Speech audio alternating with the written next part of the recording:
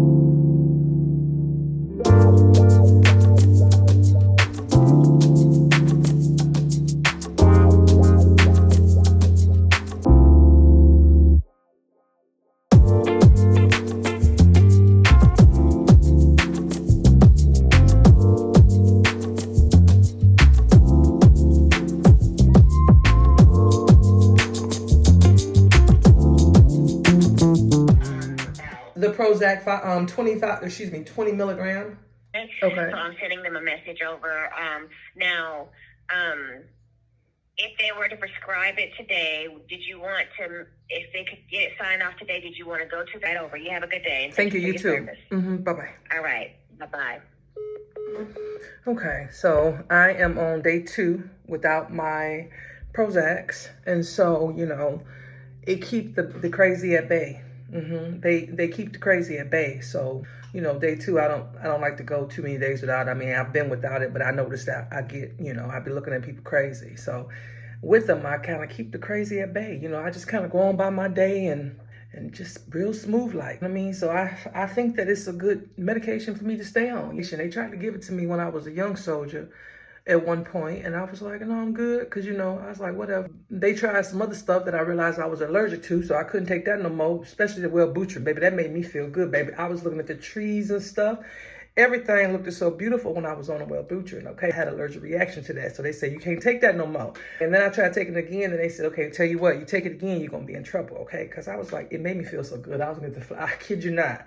I remember taking Wellbutrin. I was walking down the street. I was a drill sergeant. And I was like, oh my God, the trees and the leaves are so beautiful. My battle buddy was like, what the hell wrong with you? I was like, oh, and that's when I realized it was the Wellbutrin. And then right after that, I had a allergic reaction. I broke out in hives, okay? So when I retired in 2016, and then y'all know in 2013, I got my daughter, I needed something, especially when we was in COVID. So around COVID, 2019, 2020, baby, they gave me some Prozac.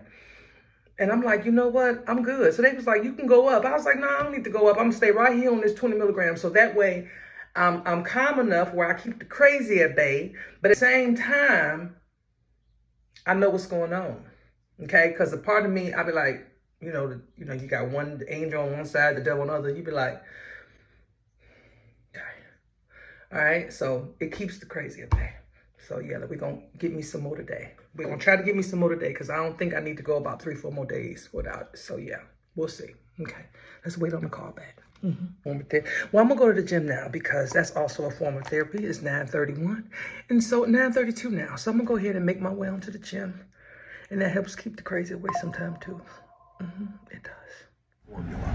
And that is desire plus non-resistance equals desired result. You can write that down, put it on a bumper sticker. I recommend you get a tattoo of it if you can, because if you want to achieve something, you want to make more money, you want to grow your business, you want to hire the right employee, you want to get a better job, effort can overcome that gap.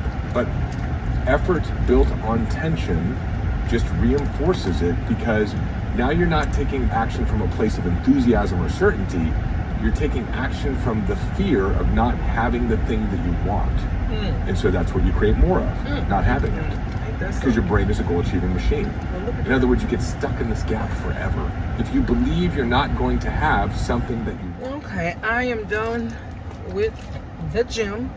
It is 10:37, and literally while I was in the gym, I got a call from the tax office that I was at the other day, and I have to go give them a copy of my driver's license because the one that they had on file with me expired in 2024.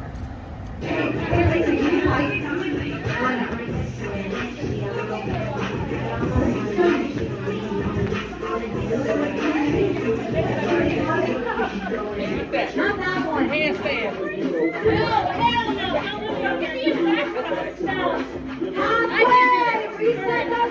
on, that's embarrassing. 1 minute. Come on, Kevin, you know not to spend 1 minute. You are super because we're right now. You're fine. Oh, I know. That keeps pushing. Final 20 seconds and then And take them a copy of my new driver's license because of my tax exemption and things like that, and to prove that I am a Virginia resident and that I didn't expire. So when they exempt my houses and my taxes, my house and my vehicles, they only exempt one vehicle as a veteran. But let me tell y'all something.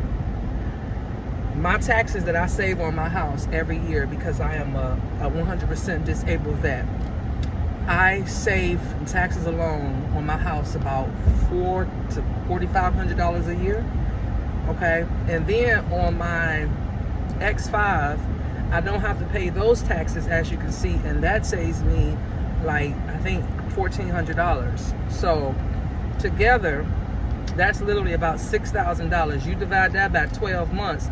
That's an extra $500 a month that I am saving because I don't have to pay taxes. And so, listen, like I said, I have a lot of things to be grateful for in life. And one of those things is that I had the resiliency and the notion and the will and the drive to stay in the Army for 25 years, okay, and get to retirement, and get to the point where I became 100% disabled, because without that wouldn't have. I mean, here's the thing though, you don't have to get to retirement to become disabled, right? To be a 100% disabled vet, because some people get disability 100%, they get a percentage up to 100% and they don't have to retire. However, because of the two, girl, I don't have to, do a traditional 9 to 5, and so for that I'm extremely grateful, because I don't think I could do a 9 to 5 at this point. Matter of fact, we are in May. In June will be 10 years for me that I have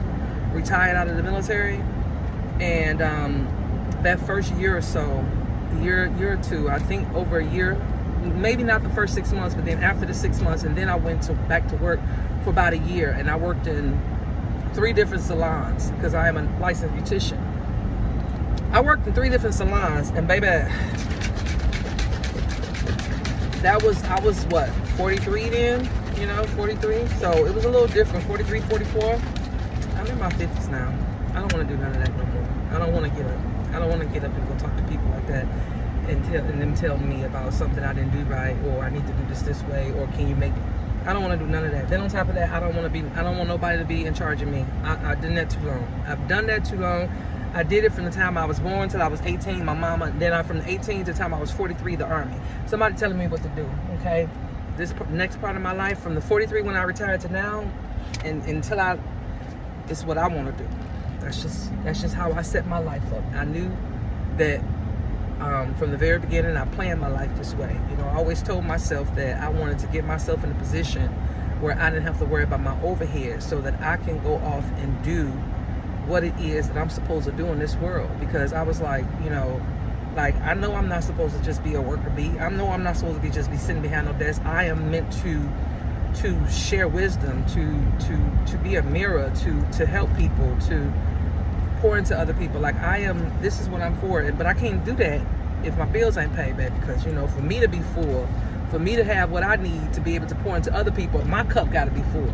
Okay, and if I'm struggling to make ends meet, honey, I ain't gonna be able to do that. Okay, if I am struggling to make ends meet, I'm not gonna be able to do that. So the military gave me the ability to be able to make sure that my bills is paid and everything is taken care of. Then that way I can do what I'm meant to do in this world. So I love that for me. I do. I love that for me. All right, let's go on back over here to this office.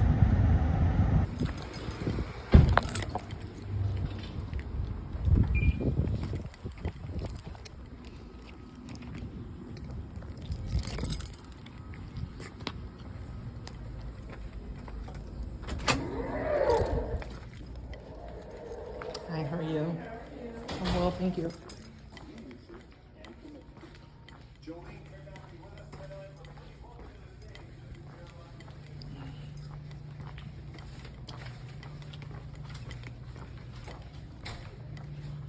Okay. I have to go back to the commissioner of the revenue.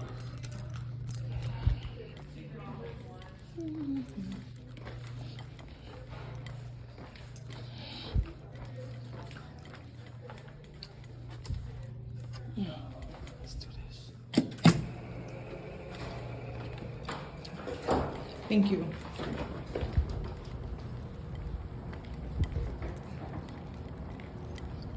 Hi.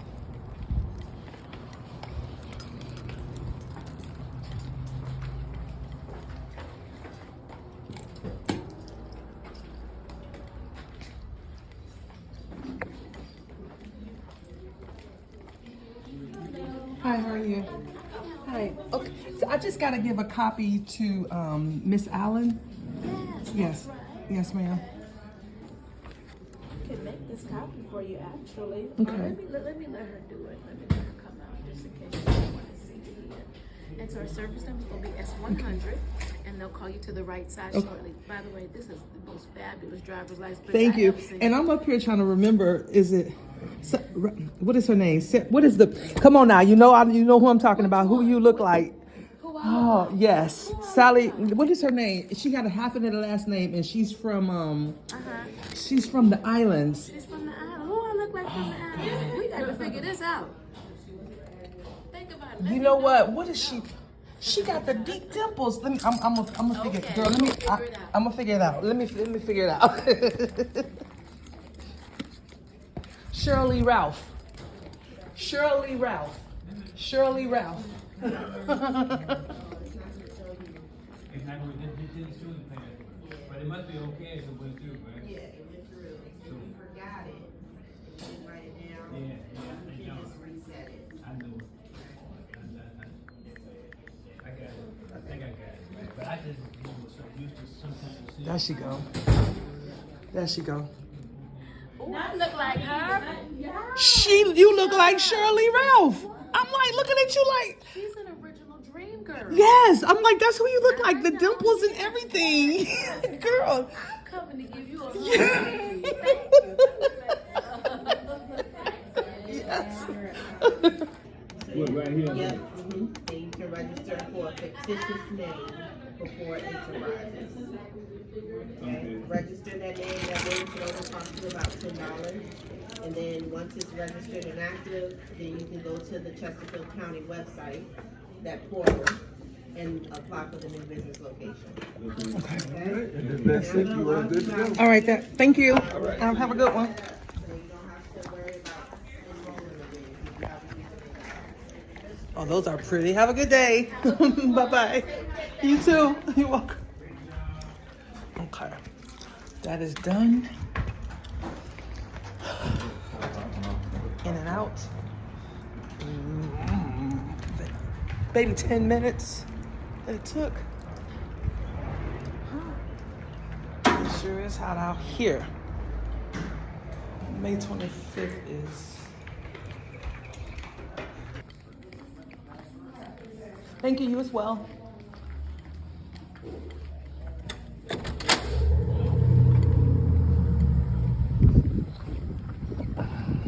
How you doing? Good. How are you? I'm well, thank you.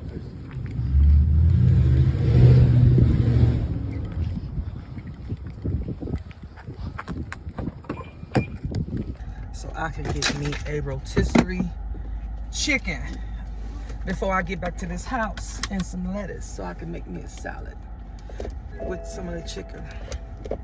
So let me go over to, here is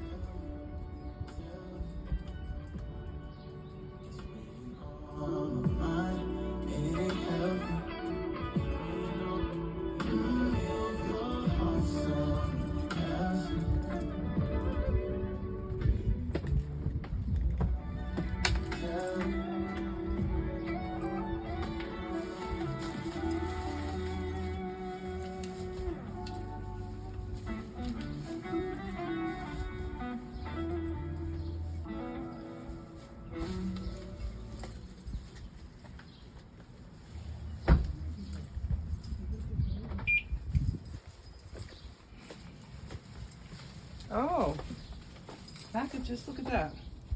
Okay, I like that.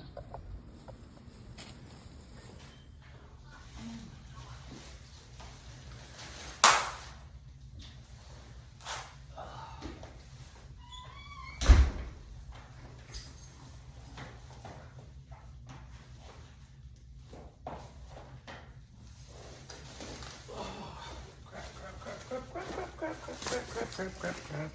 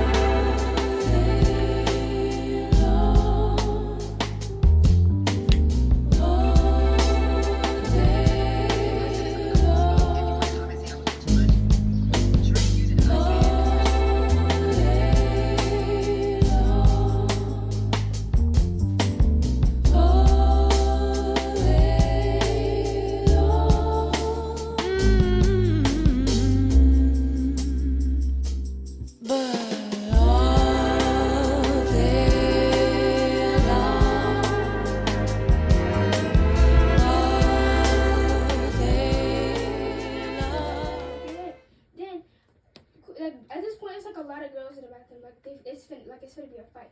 So then my other friend starts arguing with her. I can't remember why, cause after I had told her what I said, nothing happened with me. I didn't say anything. So then I'm just watching it. My friend, well, I'm not just watching. Like after this, it just happened so quick. My friend just starts arguing with the girl, and then everybody's telling her to swing. So at this point, I'm about to get out the bathroom. Then the principal walks in. So then that's when everybody had went out the bathroom. And then they thought I was instigating the fight.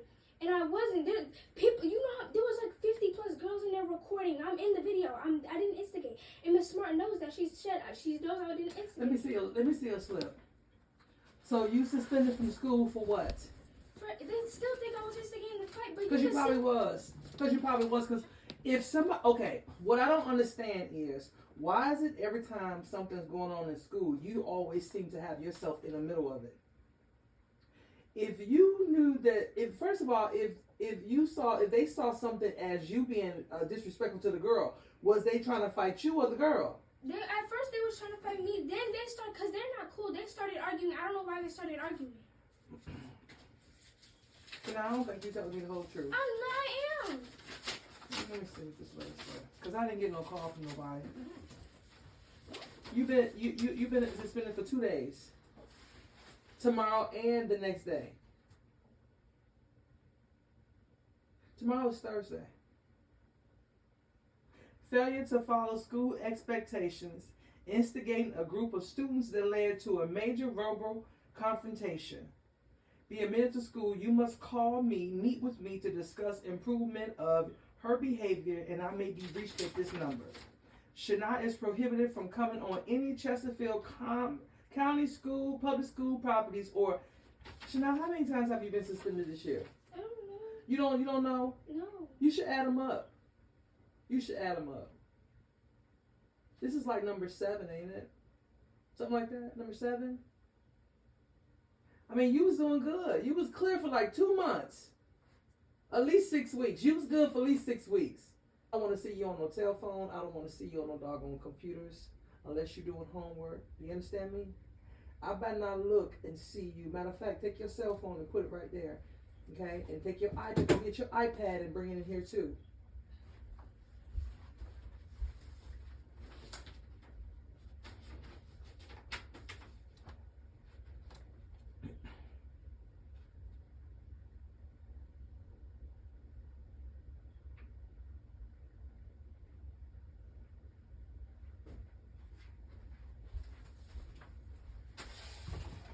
Now, the only thing you're going to do is you're going to clean. Now, I want you to start tomorrow morning by going through all your clothes in your closets and in your drawers. So another suspension. So the girl is suspended again for 2 days. This was like number 7 for the school year. There's always her in the middle of something. Her doing something with fighting or instigating or cheering people on or just, I don't know. I don't know. It's out and hollered something about the other young lady's hair, and so the group then came back into the bathroom, asking about what she said. At that point, because of the way they came into the bathroom and were asking what she was talking about, other students, of course, were in there. It ended up with everybody in the bathroom kind of getting involved and trying to hype it up into another situation and asking Shania like what she said and talking about how, you know, someone said that to me, I slap her, and y'all should just fight, and I'm not letting people talk to me. And so other students were definitely involved, trying to instigate the other student to fight Shania. And then it ended up switching to one of her friends saying something and them trying to instigate the other student to fight her friend. And so part of her comment to me was, Ms. Marta wasn't instigating it. And I was like, well, once you got into the bathroom and they confronted you, no, you weren't. But unfortunately, you poking your head out the bathroom and hollering down the hallway at her is what brought them back in the bathroom in the first place. And if you truly meant to look out for them in the way you're trying to claim about her hair being messed up, then you would have, you know, walked up and approached her discreetly as opposed to poking your head out the bathroom, hollering it down the hallway, and then popping back into the bathroom. And so she's not the only student that received a consequence. I just want to let you know that. All of the students involved, both ones that were potentially instigating and trying to create it, and there were some students that even barred bar at the door to try to prevent people from coming in to stop it from happening. So, like, all of the students involved did receive consequences. So I just wanted to make sure that you were aware of that part of it. Okay. But it is the 2-day suspension. It seems like I mean, and I understand that you know, you guys have to keep things, you know, in order. But my question though, you know, you being an assistant principal and all, you know, it seems like you guys don't tolerate kids being like anything out of the ordinary. Like, in other words, kids being kids, because this is her 7th time getting suspended this school year. And so it seems like if she sneezes, she gets suspended. I'm not saying that her behavior is acceptable, but is it every time the kids do something, that's what you guys do to remedy it, is just give them a suspension? It's not always a suspension. Sometimes it's a conversation. Sometimes it's a restorative. Sometimes it's ISD. Sometimes it's a suspension. It depends on what it is that happened and things like that. With this particular one, the only reason it didn't get to a full-on fight is because the administrator had to physically push, like, the administrator had to put force on the door to be able to open it in the first place, and then walked into a circle of 20-plus girls in the bathroom, 2 of them with book bags dropped, getting ready to fight. So the 2 people that were book bags dropped, getting ready to fight, was one of them Shana? So she was not one of the ones with her book bag drop getting ready to fight, but what she did led up to that situation. So like I said, those students received consequences, but she's also receiving a consequence for her part in what led up to that entire situation. Okay, Miss Smart, I got it.